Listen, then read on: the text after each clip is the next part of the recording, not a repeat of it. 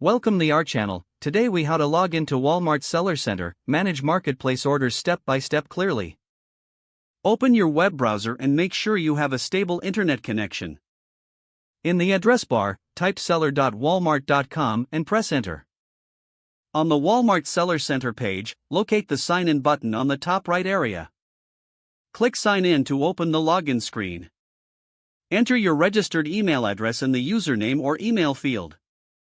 Type your password carefully in the password field. If you are on a private computer, you can keep the Remember Me option enabled for faster access. If you are on a shared computer, disable Remember Me to protect your account. Click the Sign In button to access your Seller Center dashboard.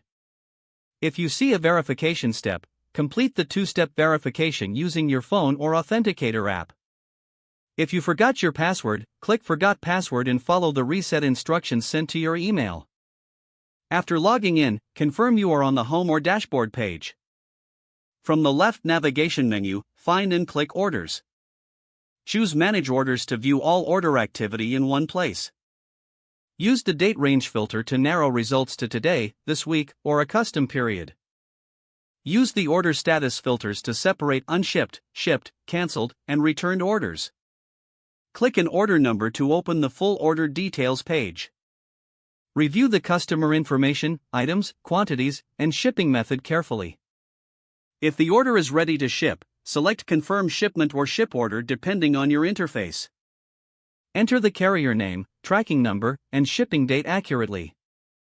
Double-check the shipping address and make sure the package matches the listed items. Click Submit or Confirm to mark the order as shipped in the system. If you need to cancel an order, open the order and select Cancel, then choose a valid reason. For customer messages, go to the Messaging or Performance Notifications area and respond promptly. To manage returns, open the Returns section and review return requests and statuses.